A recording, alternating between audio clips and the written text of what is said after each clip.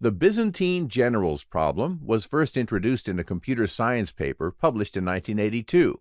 The problem discussed in the paper is that reliable computer systems must be able to function effectively in the presence of faulty components that may send conflicting information to different parts of the system. This issue is even more acute when we talk about decentralized computer networks. Imagine the following thought experiment. The Byzantine army has surrounded an enemy city. The army is organized into several units. Each unit is commanded by a general, and they all need to come up with a coordinated plan of action. However, they are located away from each other, and the only means to communicate among themselves is via messages. To make things more complicated, one or more of the generals are possibly traitors. The presence of disloyal generals means that misleading messages could be sent aiming to disrupt any coordinated plan of action, be it attack or retreat. To find a successful solution to this conundrum, the Byzantine army needs to find its path to coordinated action one way or another. To achieve this, the Byzantine army needs an algorithm that works effectively towards a coordinated outcome where the loyal generals follow it and the traitors don't. Now that you are familiar with the problem, let's see its solution. It's called the Byzantine fault tolerance algorithm. Over the years, there have been several proposed theoretical solutions involving game theory and math. The first practical implementation of Byzantine fault tolerance algorithm came with the Bitcoin's proof of work. In this case, the generals are nodes on the Bitcoin network, also known as miners. A network node is a connection point that can receive, create, store, and send data across a network. In other words, nodes are the connected dots that make up a network. To simplify, think of it in the following way. In the image we traditionally use to depict a blockchain, every single computer is a separate node.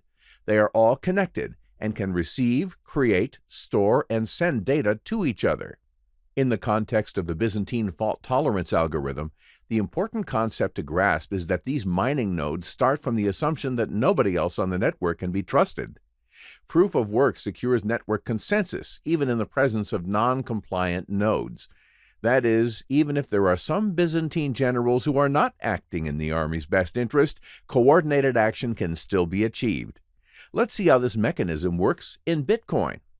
As we all know, Bitcoin is a peer-to-peer network where all activities are done by its users through appropriate software and hardware. These activities include making transactions, receiving transactions, and verifying and transmitting transactions. Now, this is where we need to introduce the concept of mining, which many of you have probably heard.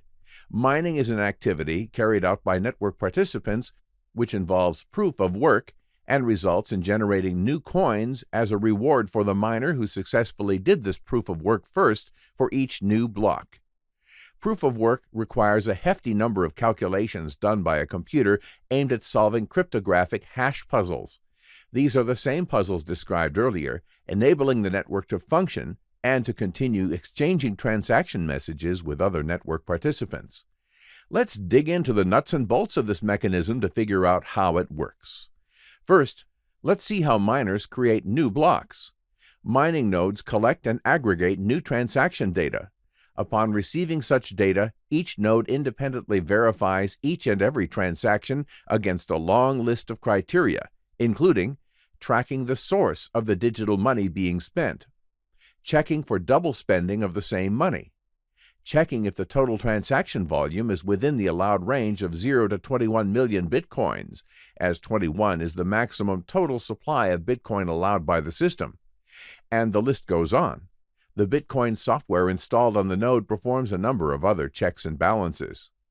Verified transactions are aggregated into transaction pools, also called memory pools or mempools, where they wait until they are included into a block.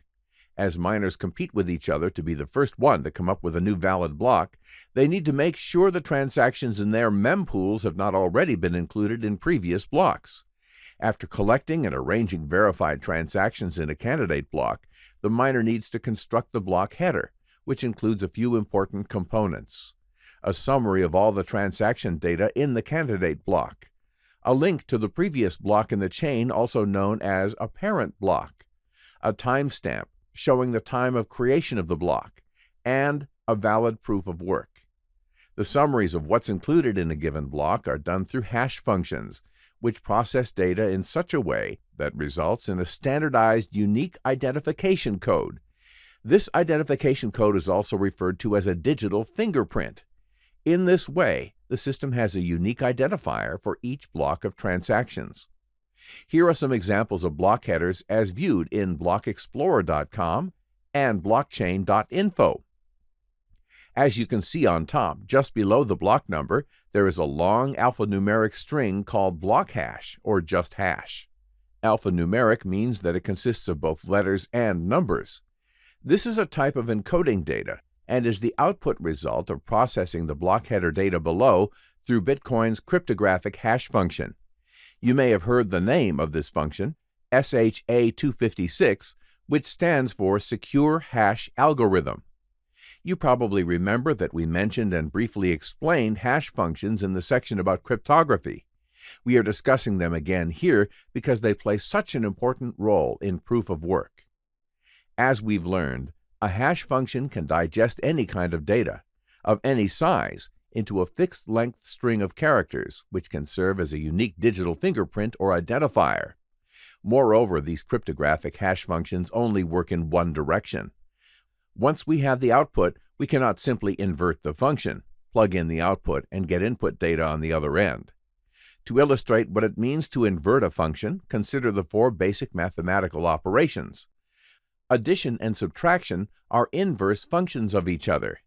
Multiplication and division are inverse functions of each other. We can always construct equations with these functions to find any unknown variable. For example, 3 times x equals 15. X equals 15 divided by 3 equals 5.